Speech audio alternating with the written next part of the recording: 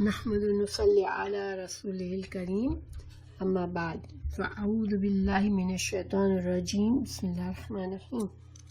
سورہ نساء کے لیسن نمبر 5 پر ہیں، آیت نمبر 25 سے 28 تک ہے۔ شروع کرتے ہیں۔ اعوذ باللہ من الشیطان الرجیم بسم اللہ الرحمن الرحیم۔ لیسن 5 سورہ نساء آیت 25 سے 28۔ وَمَن لَّمْ يَسْتَطِعْ مِنكُمْ طَوْلًا أَن يَنكِحَ الْمُحْصَنَاتِ الْمُؤْمِنَاتِ فَمِمَّا مَلَكَتْ أَيْمَانُكُم مِّن فَتَيَاتِكُمُ الْمُؤْمِنَاتِ وَاللَّهُ أَعْلَمُ بِإِيمَانِكُم بَعْضُكُم مِّن بَعْضٍ فَانكِحُوهُنَّ بِإِذْنِ أَهْلِهِنَّ وَآتُوهُنَّ أُجُورَهُنَّ بِالْمَعْرُوفِ مُحْصَنَاتٍ غَيْرَ مُسَافِحَاتٍ وَلَا مُتَّخِذَاتِ أَخْدَانٍ فَإِذَا أُحْصِنَّ فَإِنْ أَتَيْنَ بِفَاحِشَةٍ فَعَلَيْهِنَّ نِصْفُ ما على المحصنات من العذاب ذلك لمن خشي العنة منكم أن تصبروا خير لكم والله غفور رحيم۔ ترجمہ پڑھتی ہوں۔ اور تم میں سے جس کسی کو آزاد مسلمان عورتوں سے نکاح کرنے کی پوری وسعت و طاقت نہ ہو تو وہ مسلمان لونڈیوں سے جن کے تم مالک ہو اپنا نکاح کر لے۔ اللہ تمہارے اعمال کو بخوبی جاننے والا ہے۔ تم سب آپس میں ایک ہی ہو، اس لیے ان کے مالکوں کی اجازت سے ان سے نکاح کر لو اور قاعدہ کے مطابق ان کے مہر ان کو دو۔ وہ پاک دامن ہو، نہ کہ علانیہ بدکاری کرنے والیاں ہوں، نہ خفیہ آشنائی کرنے والیاں۔ پس جب یہ لونڈیاں نکاح میں آ جائیں، پھر اگر وہ بے حیائی کا کام کریں تو انہیں آدھی سزا ہے، اس سزا سے جو آزاد عورتوں کی ہے۔ کنیزوں سے نکاح کا یہ حکم تم میں سے ان لوگوں کے لیے ہے جنہیں گناہ اور تکلیف کا اندیشہ ہو، اور تمہارا ضبط کرنا بہت بہتر ہے، اور اللہ تعالیٰ بڑا بخشنے والا اور بڑی رحمت والا ہے۔ تو ہم اس آیت کے ترجمے کے لفظی ترجمے تک جانے سے پہلے تھوڑا سا ہم بیک گراؤنڈ ریفریش کر لیتے ہیں مائنڈ میں کہ ہم کہاں پہنچے ہوئے ہیں اور کیا باتیں ہو رہی ہیں، ٹھیک ہے؟ کیا اللہ سبحانہ وتعالیٰ ہم کو کیا تعلیم دے رہے ہیں۔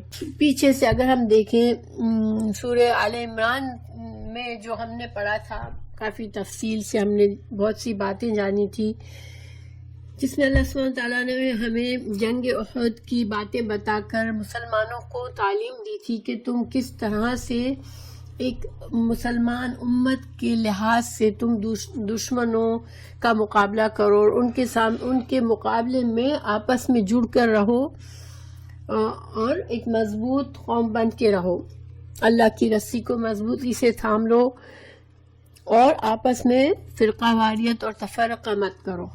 تو یہ ایک قومی لیول کی ایک نصیحت تھی کہ ایز اے مسلمان امت، ایز اے مسلمان قوم تم کو کس طرح سے مضبوط رہنا ہے تاکہ تمہارے دشمن تم پر غالب نہ آئے۔ تو دیکھیں، قاعدہ یہ ہے کہ کسی بھی قوم کو مضبوط ہونے کے لیے ضروری ہے کہ اس قوم کے ہر معاشرے کے اندر سکون ہو، اطمینان ہو، حقوق کی پابندی کی جا رہی ہو، لوگوں پر ظلم نہ ہو رہا ہو، ایک دوسرے کے ساتھ مل جل کے رہنے کے آداب آتے ہوں لوگوں کو، تو معاشرہ تندرست اور جڑا ہوا ہوگا، آپس میں محبتیں ہوں گی اور نفرتیں اور بغض اور حسد نہیں ہوگا۔ اور جب معاشرہ اس طرح سے بنے گا تو خاندانوں سے مل کر قوم بنتی ہے، تو قوم بھی مضبوط قوم ہوگی اور ہر لیول پر تعلقات اچھے ہوں گے اور ایک مضبوط قوم بن کے پھر کوئی دشمن اس قوم کو غالب نہیں آ سکتا۔ تو اللہ سبحانہ تعالیٰ نے قرآن میں ایک مضبوط ربط رکھا ہے مضامین کا، اور اگر ہم غور کریں تو ہر جو چیز، ہر آیت کو جہاں رکھا ہے، ہر صورت کو جہاں رکھا ہے، وہ وہاں پر اس مقصد سے رکھا ہے، ایک مقصد ہے۔ اگر ہم جنرلی یوں ہی قرآن پڑھتے ہیں تو ہمیں لگتا ہے کہ اچھا ابھی تو ایک بات پڑھ رہے تھے، ابھی دوسری بات شروع ہو گئی، تو کچھ ہمیں سمجھ نہیں آتی کہ کوئی مضبوط ربط ہے، یا بس قرآن میں اللہ سبحانہ تعالیٰ نے ایسے ہی چیدہ چیدہ نصیحتیں فرما دی ہے، لیکن ایسا نہیں ہے۔ قرآن میں بہت مضبوط ربط ہے، اور ایک اس ربط میں بتدریج انسانوں کی اور مسلمانوں کی تربیت اور تعلیم کا بندوبست کیا گیا ہے، تاکہ وہ جو لوگ قرآن کو مضبوطی سے پکڑتے ہیں، قرآن کو سمجھتے ہیں، قرآن کو سیکھتے ہیں، تو درجہ بدرجہ ہر لیول پہ ان کی اصلاح ہوتی رہے، اور حاصل کیا ہے کہ تم ایک مضبوط قوم بن جاؤ، اللہ کے چنی ہوئی امت بن کر تم لوگوں کے رہنما اور لوگوں کے گائیڈ بن جاؤ، تاکہ دنیا میں امن قائم ہو اور دنیا میں اللہ کا قانون رائج ہو۔ یہ مقصد ہے زندگی کا ہمارے، کہ ہم اللہ کی طریقے سے زندگی گزاریں، انفرادی لیول پر بھی اور قومی سطح پر بھی ہم اللہ کے طریقے سے چلیں، اور ایک مضبوط قوم بن کر دوسروں کے رہنما اور گائیڈ بنے۔ امت مسلمہ کا پرپز یہ ہے کہ امت مسلمہ جو ہے وہ لوگوں کی رہنمائی کے لیے آئی ہے، لوگوں کو اللہ سے جوڑنے کے لیے آئی ہے، اور قیامت کے دن بھی گواہ ہوگی لوگوں پر اور امتوں پر۔ تو اگر ہم غور کریں سورہ آل عمران میں جب اللہ تعالیٰ نے ہمیں کچھ باتیں بتائیں تو کس طرح مسلمان مضبوط قوم بن کر رہ سکتے ہیں اور دشمنوں کی چالوں سے بچ سکتے ہیں، تو قرآن سورہ آل عمران کا اختتام اس آیت پر فرمایا اللہ نے، اعوذ باللہ من الشیطان الرجیم، یا ایھا الذین آمنوا اصبروا والصابروا والرابطوا واتقوا اللہ لعلکم تفلحون۔ یہ آیت گویا کہ پوری سورہ آل عمران کا خلاصہ اس آیت میں اللہ نے دے دیا کہ مسلمانوں تم کو فلاح پانے کے لیے، اور فلاح دنیا اور آخرت کی کامیابی ہوتی ہے، تو تم کو دنیا اور آخرت کی کامیابی چاہیے تو تمہیں یہ کام کرنے پڑیں گے۔ اصبروا، تم انفرادی لیول پر ثابت قدم رہو، صبر کے ساتھ اس دین پر ثابت قدم رہو، پھر تم اجتماعی حیثیت سے ثابت قدم رہو، الصابروا، اجتماعی لیول سے، اجتماعی طور پر تم ثابت قدم رہو اللہ کے دین پر، ورابطوا، اور دشمن کے مقابلے میں تمہارے دشمن نیچرلی تم جب اللہ کے دین پر چلو گے، تم ایک مضبوط قوم بنو گے، تمہارے دشمن بھی ہوں گے، کیونکہ دنیا میں ہر کوئی اللہ کے دین پر نہیں چلنا چاہتا، بہت سے لوگ اپنی خواہش کی زندگی گزارنا چاہتے ہیں۔ تو پھر جب تم دین پر چلو گے، تم مضبوط قوم بننے کی کوشش کرو گے، تو تمہارے مخالفین تم کو نقصان پہنچانے کی بھی کوشش کریں گے، تو تم جنگ کے لیے بھی تیار رہو، دشمن کے مقابلے کے لیے بھی تیار رہو، رابطو، اور پھر آخر میں فرمایا کہ اللہ کا تقوی اختیار کرو، کیونکہ ہر مشکل کام دنیا میں جو اگر صحیح طریقے سے ہمیں رہنا ہے، اللہ کے قانون پر چلنا ہے، اپنی بقا کے لیے کچھ کرنا ہے، تو اس کے لیے صرف ایک ہی طریقہ ہے کہ انسان کے دل میں تقوی ہو۔ اگر اللہ کا خوف نہیں ہے، انسان کو اللہ کا احساس نہیں ہے کہ ہر لمحے اسے یہ احساس نہیں ہے کہ میرا مالک ہے جو مجھے دیکھ رہا ہے، جو میرے تمام معاملات کا انچارج ہے، جس نے مجھے زندگی دی، جو مجھے موت دے گا، اور وہ مجھے ایک دن پھر سے کھڑا کر کے میرا حساب لے گا، جب تک انسان کو یہ احساس نہیں ہے وہ دین کے راستے پر نہیں چل سکتا، کیونکہ دین کے راستے پر چلنا کا مطلب یہ ہوا کہ انسان اپنی خواہشات کو اللہ کے تابع کر دے، ٹھیک ہے، اپنے خواہش کا بندہ نہ رہے بلکہ اللہ کا بندہ بن جائے۔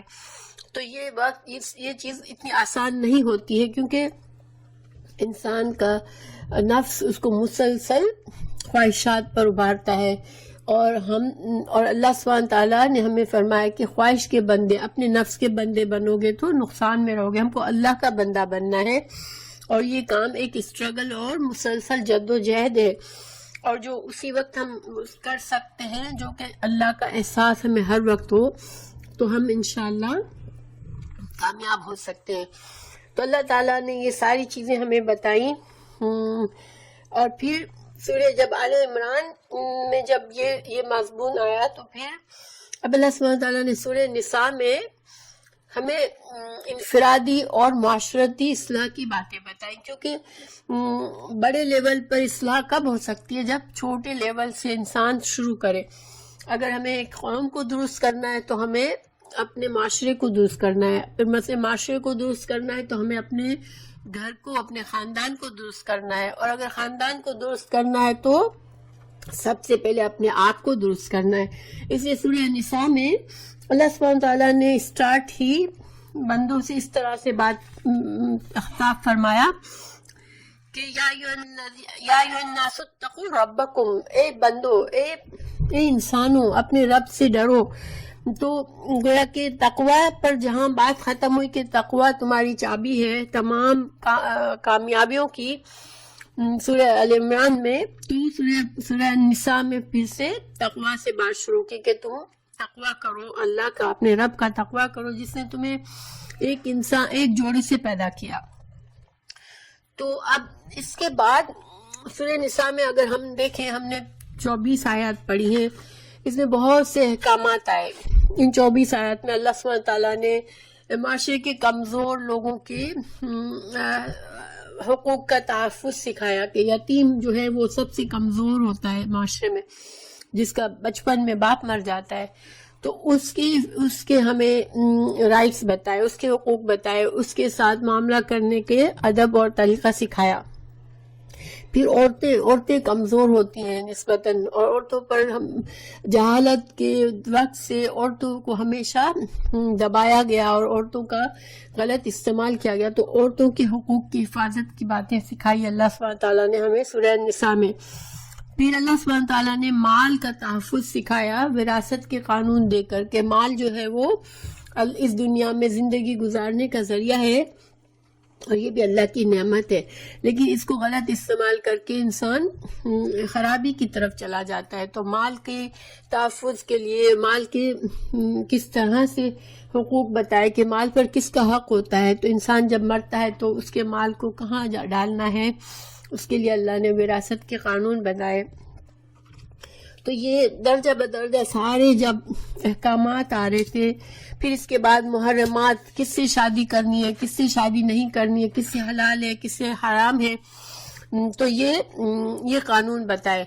تو یہ سارے قوانین جو تھے وہ امیجن کرے ایک جاہل معاشرہ تھا جس میں کوئی قانون نہیں تھا، جس میں ہر انسان جو تھا اپنی مرضی سے چلتا تھا، اور جنگل کا قانون تھا کہ جو بھی مضبوط ہے، جو اسٹرانگ ہے، وہ اس کا راج چلے گا، جس کی لاٹھی اس کی بھینس والا حساب تھا کہ جو مضبوط ہوگا وہ آرام سے رہے گا اور دوسروں کے حقوق کو پامال کرے گا، اور مضبوط سے مضبوط ہوتا چلا جائے گا، کمزور جو ہے وہ کمزور سے کمزور ہوتا چلا جائے گا۔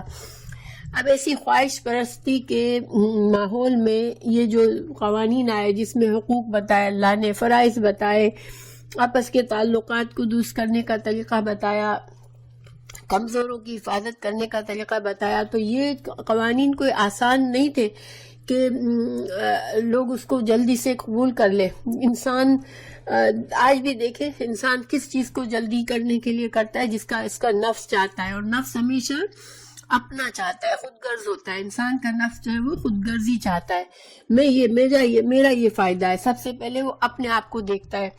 اب اپنے نفس کو پیچھے چھوڑ کر دوسرے کے حقوق کو آگے کرنا، یہ ساری چیزیں آسان نہیں تھی۔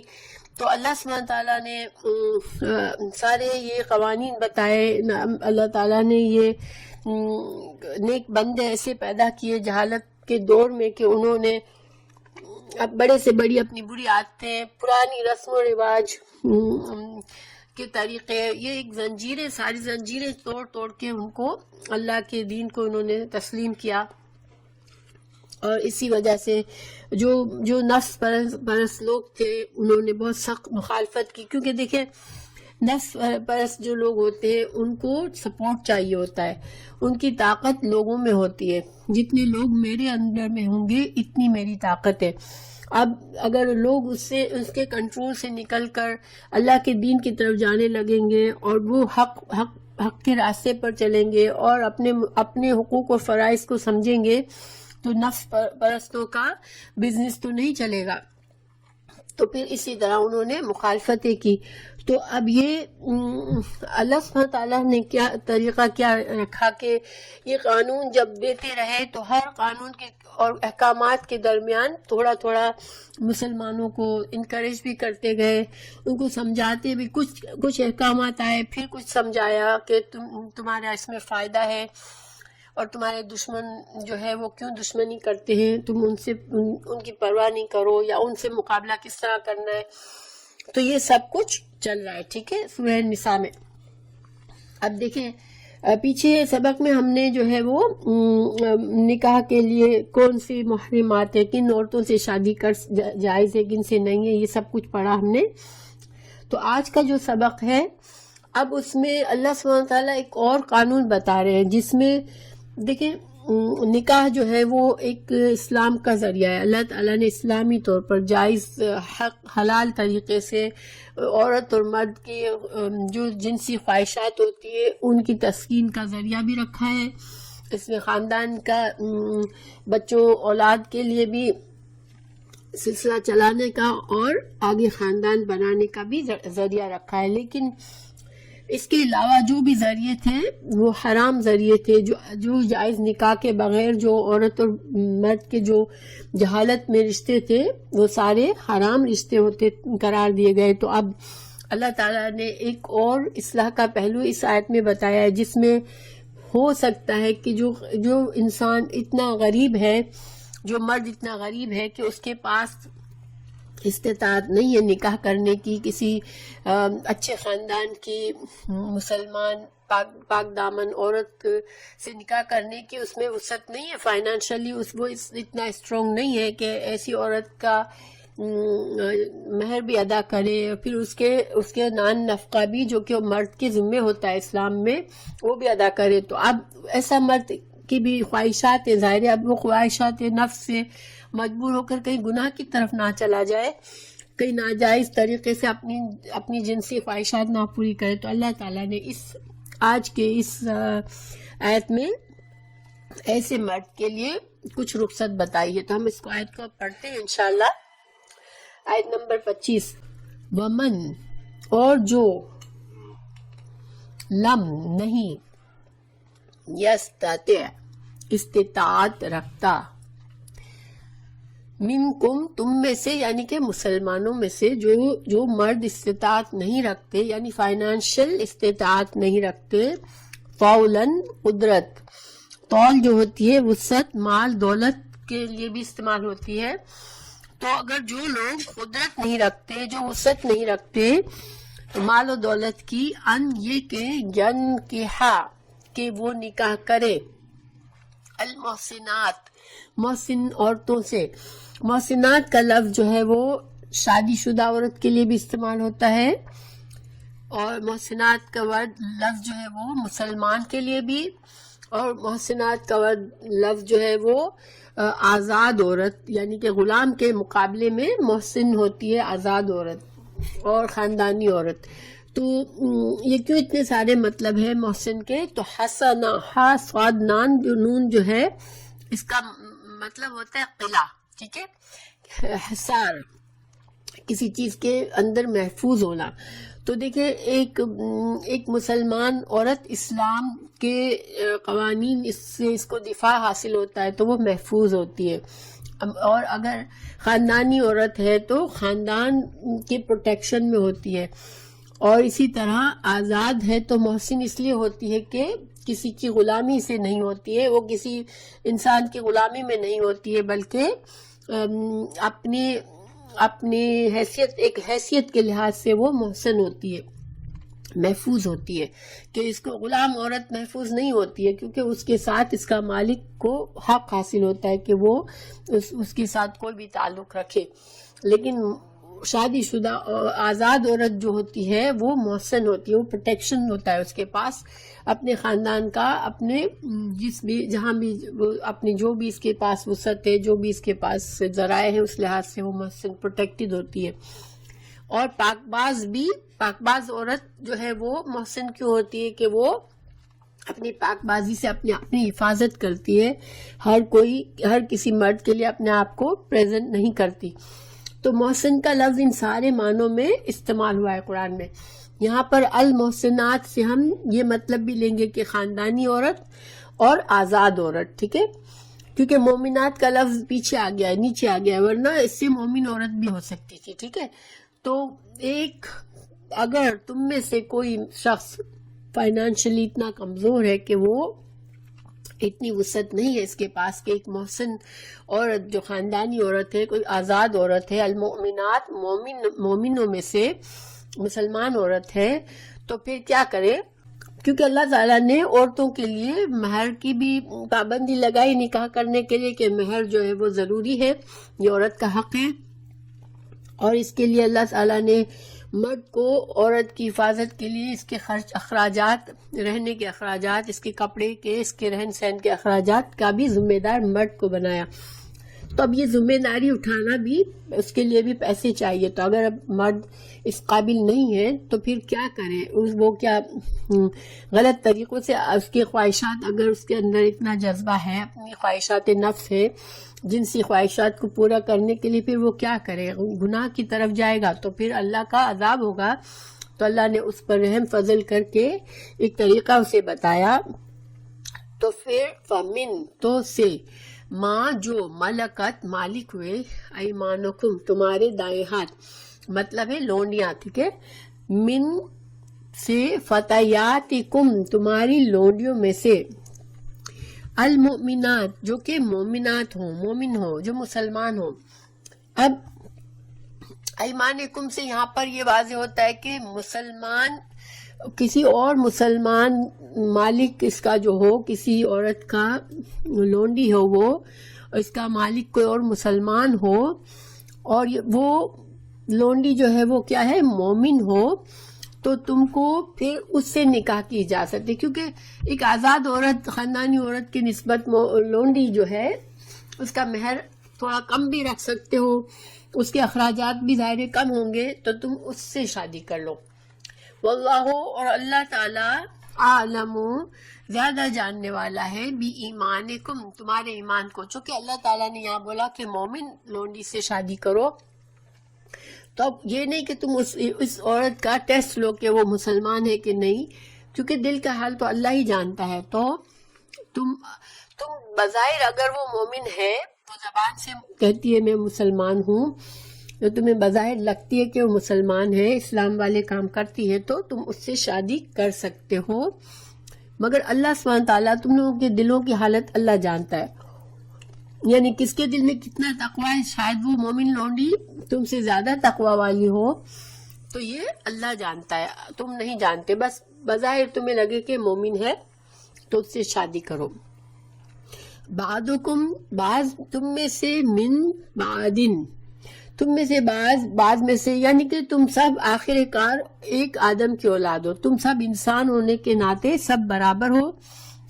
اور دوسرا مطلب اس کا یہ ہے کہ مسلمان ہونے کے ناطے اگر کوئی بھی بندہ اللہ کا پر ایمان رکھتا ہے تو اللہ کی نظر میں مسلمان سارے برابر ہیں، چاہے دنیا کے لحاظ سے وہ لونڈی ہے یا کوئی آزاد عورت ہے یا خاندانی عورت ہے یا بہت امیر ہے، لیکن اللہ سبحانہ تعالیٰ کے نزدیک سارے مسلمان اپنے ایمان کے لحاظ سے پہچانے جائیں گے کہ ایمان اور تقویٰ کس کا زیادہ ہے، ورنہ سارے مسلمان اللہ کے نزدیک برابر ہے۔ ہم لوگوں کو، اگر انسانوں کے لیے، ہم کو سارے مسلمانوں کو برابر ٹریٹ کرنا ہے، کیونکہ ہم کسی کے دل کا حال نہیں جانتے، اللہ جانتا ہے۔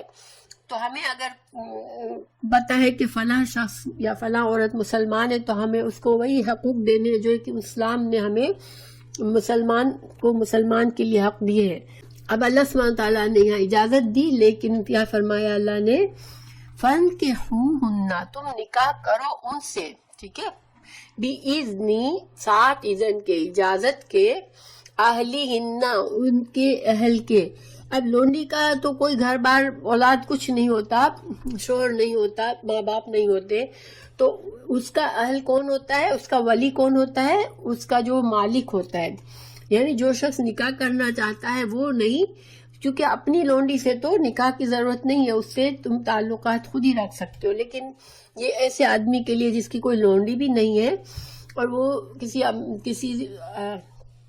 آزاد عورت سے شادی کرنے کی وسعت بھی نہیں ہے, تو وہ کوئی اور مسلمان آدمی یا عورت ہو جس کی کوئی لونڈی ہو تو اس سے نکاح کر لے. دیکھیں تو اب یہ کیسی لونڈی ہوگی کہ مثال کے طور پر اگر اس کا جو مالک ہے یا تو اگر عورت ہے تو وہ چاہتی ہے کہ ٹھیک ہے میری جو لونڈی ہے وہ نکاح کر لے, وہ اجازت دے کہ ہاں ٹھیک ہے تم اس شخص سے نکاح کر سکتی ہو, تم اس سے میری نکاح کے بعد بھی تم لونڈی رہو گی لیکن تم اس سے فلاں سے نکاح کر سکتی ہو اگر یہ اجازت دے.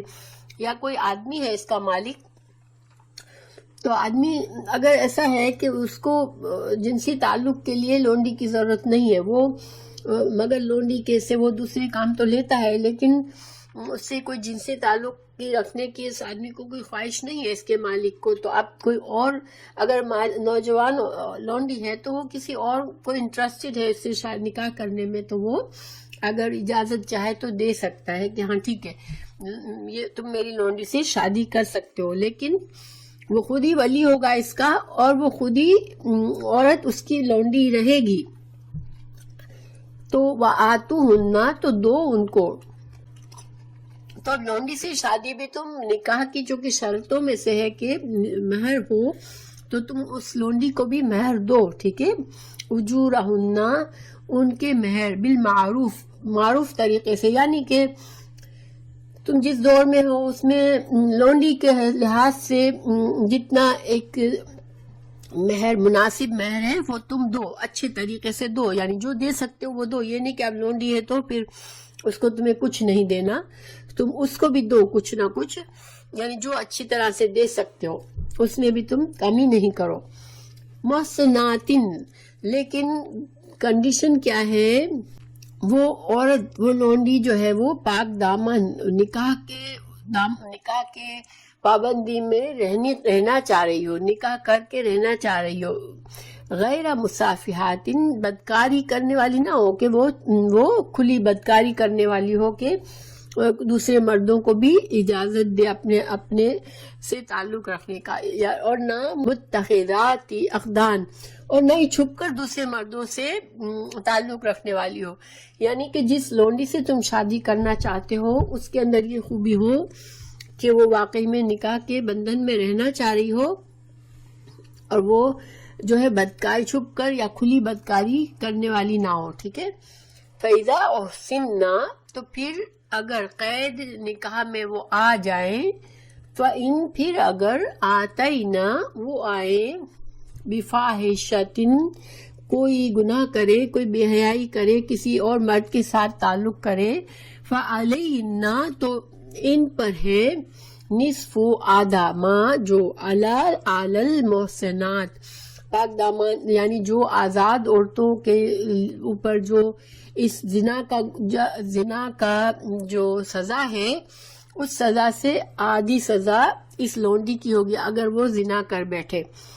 من العذاب, عذاب من سزا سے. ذالکا, اور یہ لیمن, واسطے اس کے, خشیہ, جو ڈرتا ہو, یعنی یہ اجازت لونڈی سے شادی کرنے کی یہ اجازت صرف اس کے لیے ہے جس کو خود افورڈ نہیں کر سکتا بیوی نکاح کرنا کسی آزاد عورت سے, لیکن اس کی خواہشات نفس بہت اسٹرانگ ہے, اس کو ڈر ہے کہ میں گناہ میں پڑ جاؤں گا.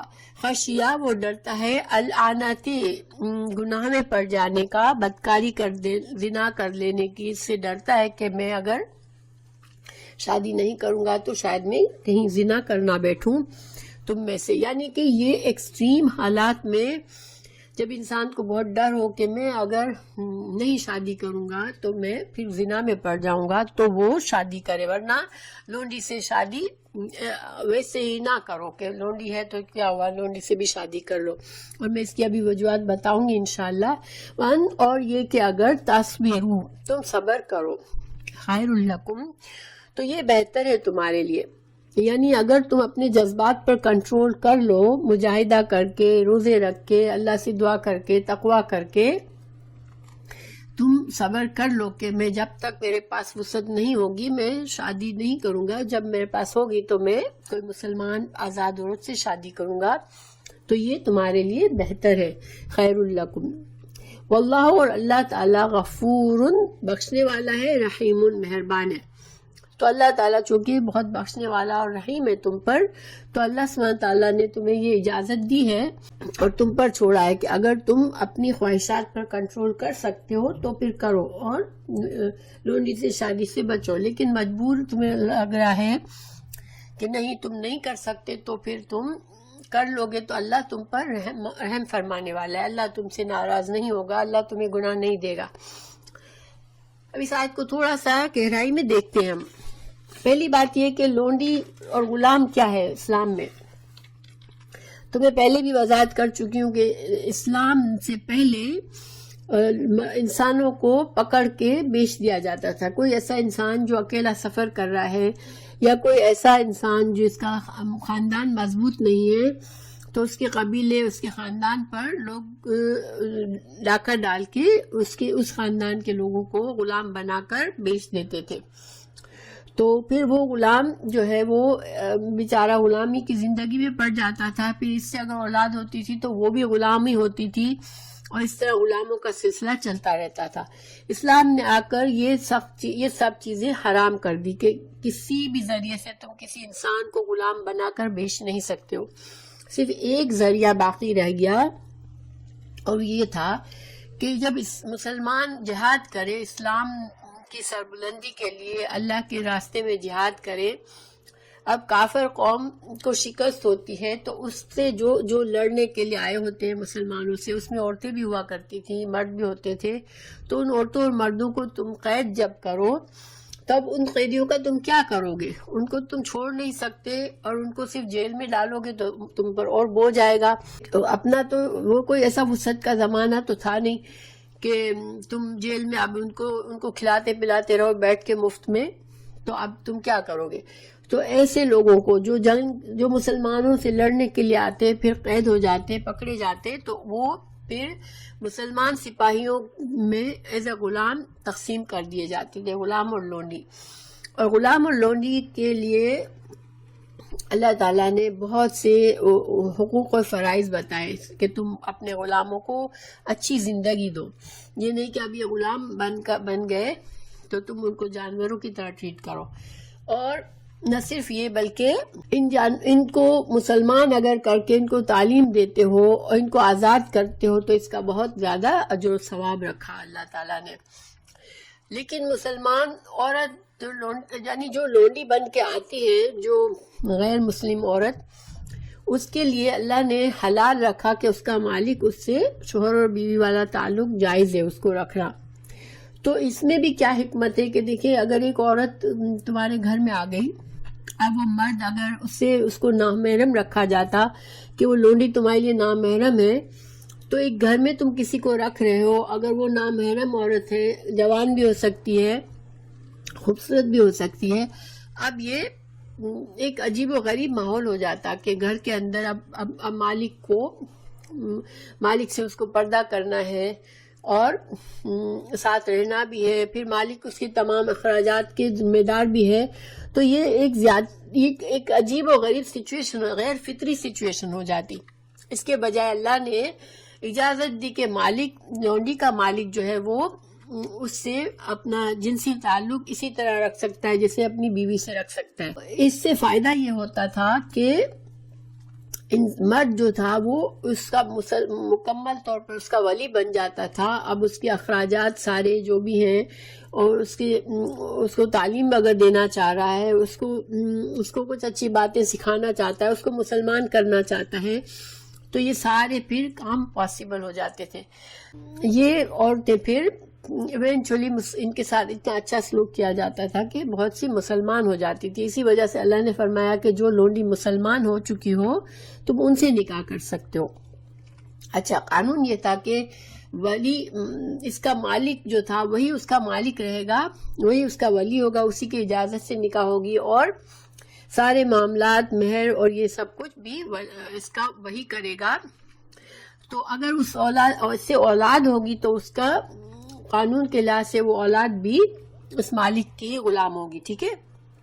حالانکہ آزاد آدمی نے اس سے شادی کی ہوگی، لیکن پھر بھی چونکہ وہ عورت خود غلام ہے تو اس کی اولاد بھی اس آدمی کی غلام بنے گی۔ اسی وجہ سے اللہ تعالیٰ نے کہا کہ سخت مجبوری کی حالت میں تم کرو، کیونکہ پھر ایک مرد کے لیے کتنا مشکل ہو جائے کہ اس کی بیوی بھی کسی اور کے غلام ہے اور اس کے بچے بھی کسی اور کے غلام ہیں، تو یہ تو ایک مسلسل ذہنی اذیت بن جائے انسان کے لیے کہ وقتی طور پر تو جذبات کی تسکین کے لیے شادی کر لی، لیکن اب کیا کرے، اب تو وہ بیوی بھی کسی کی غلام ہے، اس کے بچے بھی کسی کے غلام ہے۔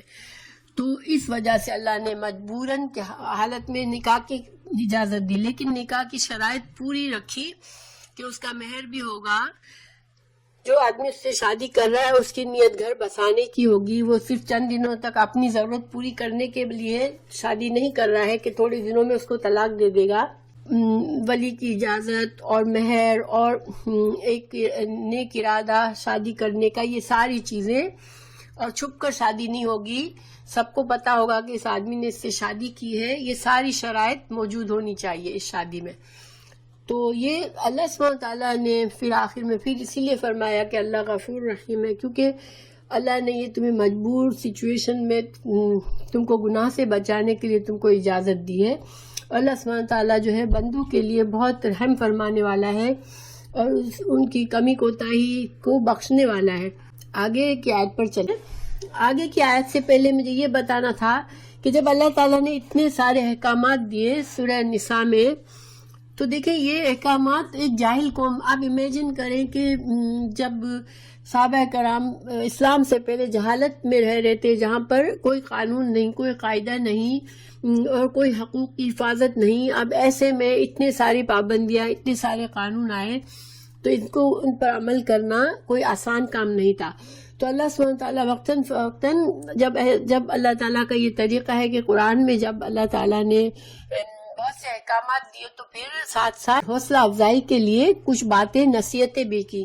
آپ اگر مثال کے طور پر ہم کسی بچے کو صرف ڈانٹ ڈپٹ کر یہ کرنا ہو، یہ کرو، یہ مت کرو، یہ کرو، یہ مت کرو، یہ کرتے رہیں گے تو بچہ کنفیوز ہو جائے گا، لیکن آپ اس کو کچھ کہہ کے پھر اس کو سمجھائیں گے کہ دیکھو میں تمہیں یہ حکم اس لیے دے رہی ہوں کہ اس کے یہ مقصد ہے، اس میں تمہارا یہ فائدہ ہے، تو اس کو بات سمجھ میں آئے گی۔ تو اللہ سبحانہ تعالیٰ نے اسی طرح ہم سے معاملہ کیا کہ اب ہر تھوڑے عرصے کے بعد ایسی آیات دی۔ تو آیت نمبر 26، 27 اور 28 جو ہے اس کا مقصد کیا ہے کہ اب اتنے آیات، اتنے احکامات آ گئے، 25 آیات سے مسلسل احکامات چل رہے ہیں، تو اب مسلمانوں کو تھوڑی حوصلہ افزائی دی گئی کہ دیکھو اللہ تعالیٰ تمہیں کیوں احکامات دیتا ہے، اس کی حکمت بتائی گئی، ٹھیک ہے۔ اس روشنی میں اس آیت کو ہم پڑھتے ہیں۔ اللہ تعالیٰ نے فرمایا یریدو، چاہتا ہے، ارادہ کرتا ہے اللہ، ارادہ کرنا، چاہنا، اللہ کا ارادہ ہے، اللہ یہ چاہتا ہے لیبینا، بینا کا مطلب ہوتا ہے اہتمام کے ساتھ، سمجھا کر، آہستہ آہستہ بتدریج سمجھانا، ٹھیک ہے، بیان کرنا۔ اسی طرح ہے کہ اللہ سبحانہ تعالیٰ بیان فرماتے ہیں، کھول کر خوب واضح کر کے بیان کرتے ہیں، لکم تمہارے لیے، وَيَهْدِيَكُمْ اور رہنمائی کرتا ہے تمہارا، ہدایت یعنی راستہ دکھاتا ہے تم کو، سننا طریقوں کا، الذین ان لوگوں کے، من سے، قبلکم جو تم سے پہلے تھے، ویتوب اور مہربان ہو، علیکم تم پر، واللہ اور اللہ تعالی، علیم علم والا ہے اور حکیم حکمت والا ہے۔ تو یہاں پر اللہ تعالیٰ نے کیا فرمایا کہ اللہ سبحانہ تعالیٰ کیوں بیان کرتا ہے تمہیں یہ سارے احکامات، کیا ارادہ ہے اللہ کا، اللہ کیا چاہتا ہے، ارادہ تم کو یہ بتانے کے لیے، تو یرید اللہ چاہتا ہے۔ اچھا، لفظ یریدو کے بعد لی آتا ہے، دیکھیں لی، یہ جو لی ہے نا، لیبینا، ٹھیک ہے. چاہتا ہے تو کیا چاہتا ہے؟ لی، تاکہ وہ بیان کرے. یہ لی جو آنے سے یریدو کے لفظ یریدو کے دو معنی ہوتے ہیں.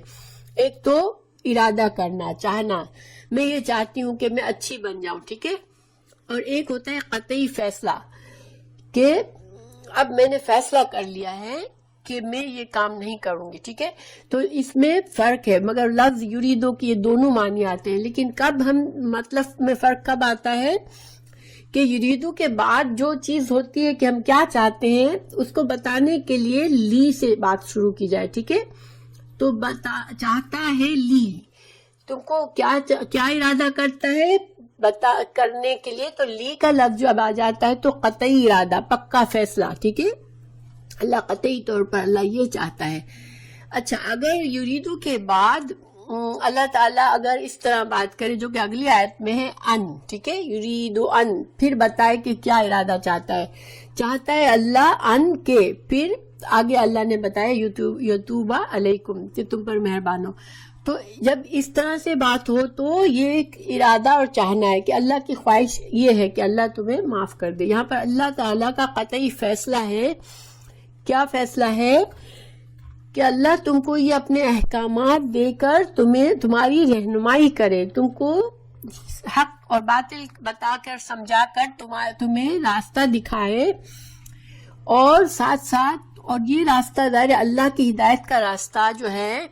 تو ہدایہ میں آپ کو پتا ہے کہ 3 معنی مفہوم ہوتے ہیں.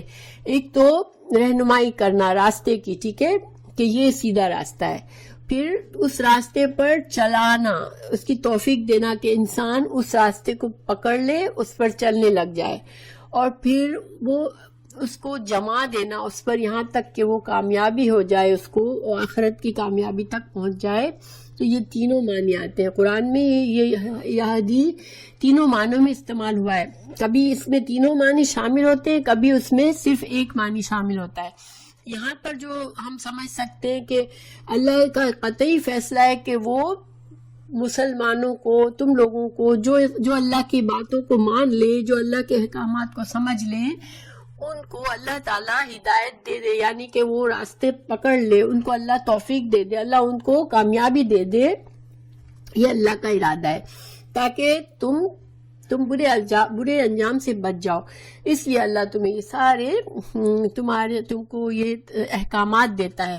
اور اللہ پھر اور کیا کرتا ہے کہ اللہ تعالیٰ تمہیں سنن الذین، ان لوگوں کا طریقہ بھی قرآن میں بتاتا ہے. اللہ تعالیٰ تمہیں بہت سا پچھلی قوموں کے واقعات بتاتا ہے، پچھلے اچھے لوگوں کا، جن کو اللہ نے پچھلے رسولوں کے ذریعے ہدایت کا سامان کیا. انہوں نے اللہ کی باتوں سے ہدایت پا لی اور انہوں نے جو طریقہ چلایا، تو اللہ نے ہمیں ان کے قصے بتائے قرآن میں.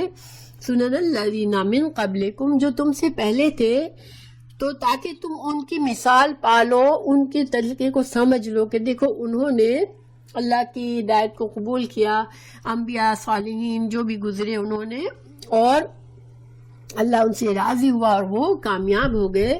تو اللہ تعالیٰ قرآن میں تمہیں ایک تو ہدایات کے لیے، تمہاری اصلاح کے لیے قوانین اور احکامات دیتا ہے، اور دوسرا اللہ تعالیٰ تمہیں پچھلے لوگوں کی، اچھے لوگوں کی باتیں بتاتا ہے تاکہ تم ان کے طریقے کو سمجھ لو.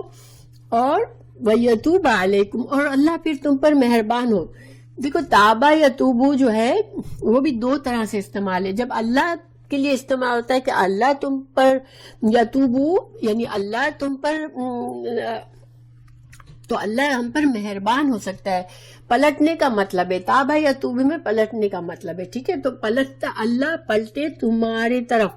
اللہ ہماری طرف کیسے پلٹتا ہے؟ جب انسان گناہ پر چل رہا ہوتا ہے تو اللہ کی رحمت سے دور ہو جاتا ہے، اللہ اپنی رحمت اس سے پھیر لیتا ہے. لیکن جب انسان اللہ کی فرما بردار بن جاتا ہے تو اللہ اپنی رحمت کی نظر اس پر کرتا ہے. اللہ اس کی رحمت سے اس کی طرف، اس کو اللہ کی رحمت، یعنی اللہ اس کو رحمت کے ساتھ اس بندے کی طرف پلٹتا ہے. تو یتوب علیکم، یہ یعنی اللہ ہماری طرف، اپنے بندوں کی طرف اللہ سبحانہ تعالیٰ اپنی رحمت سے پلٹتے ہیں، رحمت کی نظر سے پلٹتے ہیں. جب بندہ یتوب الی اللہ، تو الہ آتا ہے، ٹھیک ہے. بندہ یتوب الی اللہ، اللہ یتوبو علیکم، اللہ ہماری طرف ہم پر مہربان ہوتا ہے. اور بندہ جب یتوبو تابا یتوبو پلٹتا ہے اللہ کی طرف تو یہ آتا ہے یتوبو الا، یعنی بندہ پلٹا اللہ کی طرف. تو مطلب کیا ہے کہ بندے نے گناہ کا طریقہ چھوڑا اور اللہ کے فرما برداری کی طرف پلٹ گیا. ٹھیک ہے، یہاں پر اللہ سبحانہ تعالیٰ اپنا قطعی فیصلہ بتا رہے ہیں کہ اللہ سبحانہ تعالیٰ تمہیں یہ ساری باتیں بتاتا ہے، احکامات دیتا ہے. تو اس سے اللہ کا مقصد یہ ہے کہ اور تمہیں اچھے لوگوں کے طریقے بتاتا ہے، مثال دیتا ہے، تاکہ اللہ تم کو اپنی رحمت میں ڈھانپ لے، اللہ تمہاری طرف اپنی رحمت سے پلٹے، تمہارے گناہوں کو معاف کر کے تمہارے لیے اپنی رحمت کا نزول کرے. واللہ، اور اللہ تعالیٰ علیم، علم والا ہے، اور حکیم، حکمت والا ہے. اللہ سبحانہ تعالیٰ اپنے علم سے اور اپنی حکمت سے تمہیں جو کچھ بھی باتیں بتاتا ہے تو اللہ تعالیٰ کی یہ اس میں تمہاری مصلحت ہوتی ہے، تمہارے لیے بھلائی ہوتی ہے. اللہ تعالیٰ حکیم ہے، اللہ کے فیصلوں میں حکمت ہے. اللہ تمہیں جو باتیں بتاتا ہے اس میں سب کے سب تمہارے لیے فائدے ہیں. واللہ، اور اللہ تعالیٰ، اور اس آیت میں مومنوں کے لیے بہت بڑی حوصلہ افزائی ہے. کبھی انسان یہ نہ سوچے کہ جو لوگ اپنی خواہش پر چلتے ہو تو کتنے مزے سے رہتے ہیں، ان کو جو دل چاہتا ہے کرتے ہیں، ان کو کوئی پرابلم نہیں ہے. اور ہمیں اتنے قانون فالو کرنے پڑتے ہیں، ہمیں جو ہے وہ اپنے نفس پر ہر قدم پر چیک رکھنا پڑتا ہے. تو یہ مشکل لگتا ہے ہمیں، جبکہ ہم دنیا میں لوگوں کو دیکھتے ہیں جو بالکل ہر فکر سے آزاد، صرف اپنے خواہش نفس کے پیچھے چلتے ہیں کہ میرا دل یہ چاہتا ہے تو میں یہ کروں، میرا دل یہ چاہتا ہے تو میں یہ کروں. کبھی ہمیں خیال بھی نہیں ہوتا، کبھی ایسے لوگوں کو خیال نہیں آتا کہ اللہ کیا چاہتا ہے، اللہ مجھ سے ناراض تو نہیں ہوگا میں یہ کروں گی، ایسا کوئی خیال دل میں نہیں آتا. تو وہ لوگ بڑے مزے سے دنیا کو انجوائے کرتے ہیں.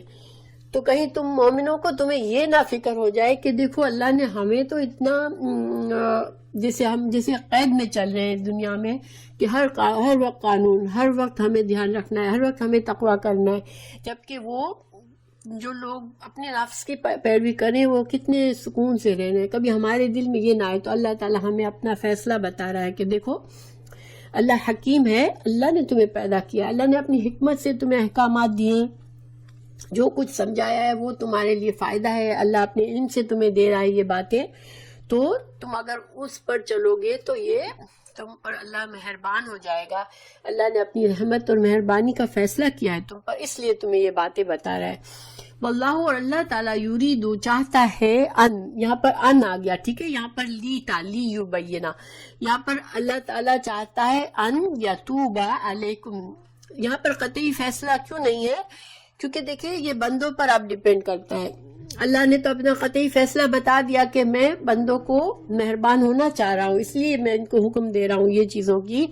اب اگر بندہ قبول کرے گا نہیں کرے گا یہ پھر بندہ پر ہوگا کہ بندے نے قبول کیا یا نہیں. تو پھر اللہ تو یہ چاہتا ہے، اب بندہ کیا چاہتا ہے اس کو ملے گا. وہ اگر وہ ہدایت چاہتا ہے ہدایت ملے گی، گمراہی چاہتا ہے گمراہی ملے گی.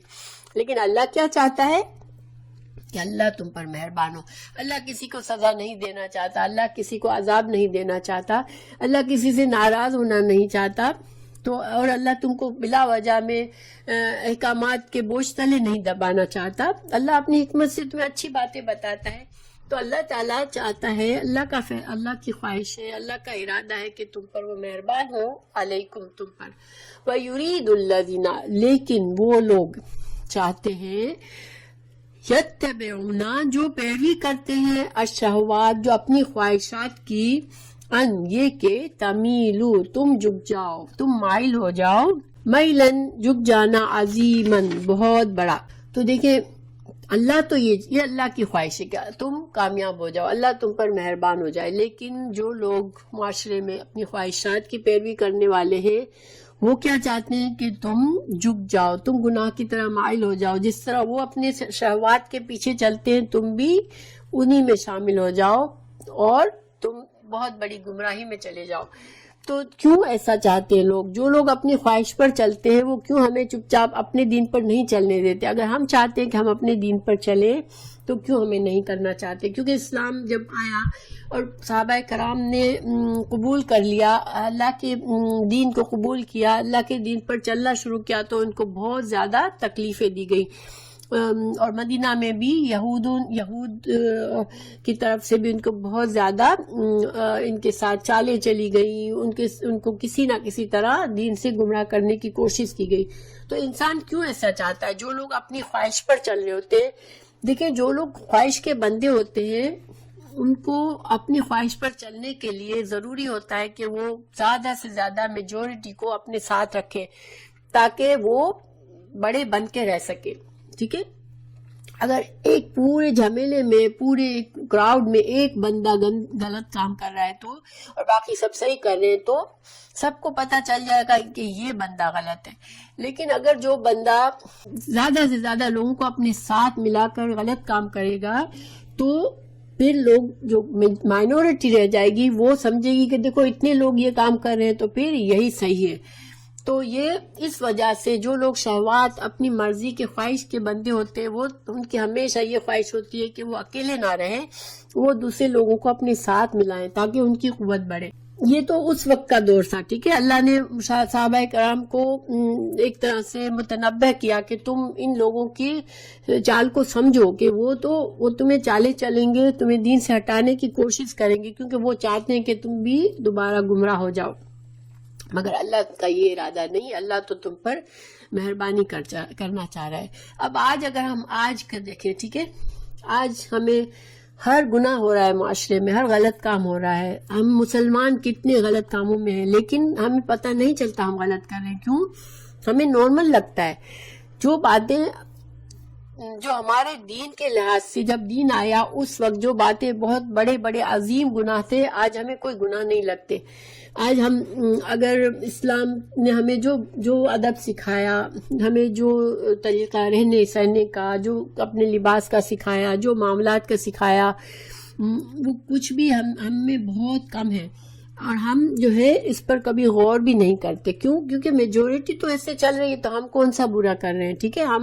ہم پر اثر نہیں ہوتا کیونکہ ہم ان زنجیروں میں بندھے ہوئے ہیں، ہم میجورٹی کے ساتھ چلنے میں لگے ہوئے ہیں کہ سارے لوگ یہ کر رہے ہیں، میں کیوں نہیں کروں؟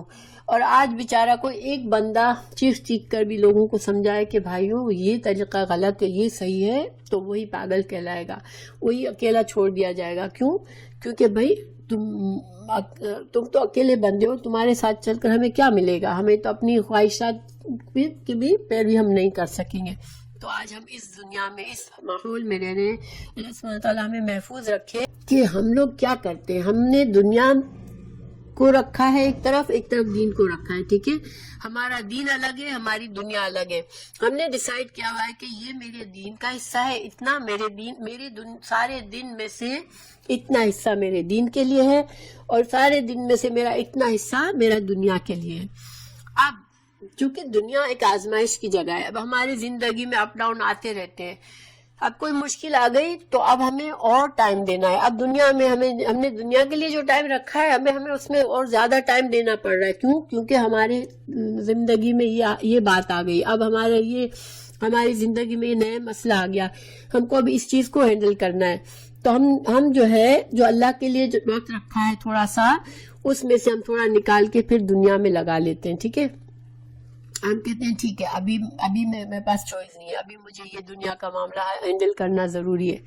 پھر کوئی اور مسئلہ آ جاتا ہے، پھر ہم اور تھوڑا سا وقت نکالتے ہیں۔ اس طرح آہستہ آہستہ ہم اللہ کے وقت جو ہم نے رکھا ہوتا ہے اللہ کے لیے، چاہے اس وقت میں ہم نمازیں پڑھ رہے ہوں، چاہے اس میں قرآن پڑھ رہے ہوں، چاہے ہم اس سے کچھ اللہ کے دین سیکھ رہے ہوں، ہم اس کو کم کرتے ہم دنیا میں اتنا مشغول ہو جاتے ہیں کہ پھر اب ہمیں دوبارہ، ہمارا وہ مسئلہ بھی ہٹ گیا، ہمارا وہ کام بھی ہو گیا، لیکن اب دوبارہ ہمیں پلٹنا ہے اللہ کی طرف، اب دوبارہ وہ ریشو قائم کرنا ہے کہ میرا اللہ کے لیے میں نے اتنا ٹائم نکالا تھا، میں نے اپنی دنیا کے لیے اتنا نکالا تھا، اب دوبارہ اس ریشو پہ جانا ہمیں بہت مشکل لگتا ہے۔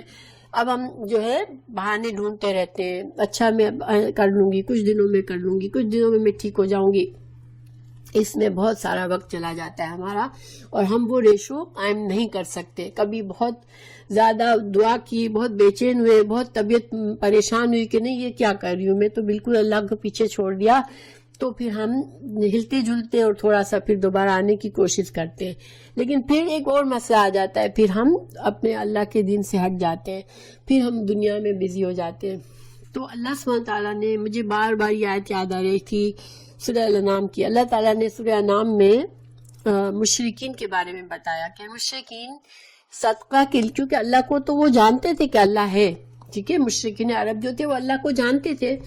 تو مشرکین کا ایک عمل بتایا کہ وہ اللہ کے لیے تھوڑا صدقہ اپنے مویشیوں، مال مویشیوں میں سے ڈیسائیڈ کرتے ہیں اپنی مرضی سے کہ اتنا ہم اللہ کے لیے دیں گے، اور اپنے مال مویشیوں میں سے وہ ایک حصہ جو ہے اپنے بتوں کے لیے نکالتے ہیں، ٹھیک ہے، کہ ڈیسائیڈ کرتے ہیں یہ حصہ ہمارے بتوں کے لیے.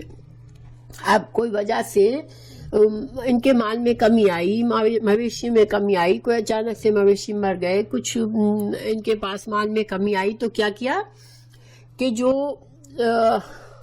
ان کے بتوں کا حصہ فکس تھا، اب وہ تو اس میں تو کمی ہم نہیں کر سکتے، تو وہ اللہ کے لیے جو فکس حصہ ہوتا تھا اس میں سے کمی کر کے بتوں کے حصے میں ڈال دیتے تھے کہ نہیں اس میں تو اللہ تو رحیم ہے، اللہ تو ہمیں معاف کر دے گا، لیکن بتوں کے سے تو ہم کمی نہیں کر سکتے، ٹھیک ہے. لیکن اللہ تعالیٰ فرماتا ہے کہ جب اللہ کے حصے میں کمی آتی ہے تو کبھی بھی وہ بتوں کے حصے سے نکال کے اللہ کے حصے کو پورا نہیں کرتے. تو ایک اللہ نے ایک ہمیں مثال بتائی، یہ نہیں کہ ہمیں اجازت دیے کہ اس طرح سے تم کرو، مگر اللہ نے ان کی ایک لاجک بتائی کہ سب سے پہلے اللہ کے حصے میں کمی کرتے ہیں، لیکن کبھی بھی بتوں کے حصے میں کمی نہیں کرتے. اب دیکھیں، ہم اپنے آپ کو دیکھیں، ہمارا ایک دنیا کا حصہ ہے، ہمارا ایک دین کا حصہ ہے، ٹھیک ہے. اب ہم اپنے نفس سے چلتے ہیں، ٹھیک ہے، الحمدللہ ہم بتوں کو نہیں پوچھتے، لیکن ہمارے نفس، اللہ تعالیٰ نے قرآن میں یہ بھی کہا ہے ہمیں کہ تم نے اس شخص کو دیکھا جس کا الہ جو ہے وہ اس کا نفس ہے، یعنی وہ صرف اپنے نفس کی بات مانتا ہے، اس کو یہ نہیں ہوتا کہ میرا اللہ مجھ سے کیا چاہتا ہے. تو ہم جو ہے نفس کے بندے ہوتے ہیں، ہمارا نفس کہتا ہے کہ ابھی میرا دل یہ چاہتا ہے، یا ابھی مجھے یہ کام ضروری ہے، ابھی مجھے یہ پریشانی ہے، ابھی مجھے یہ کرنا ہے.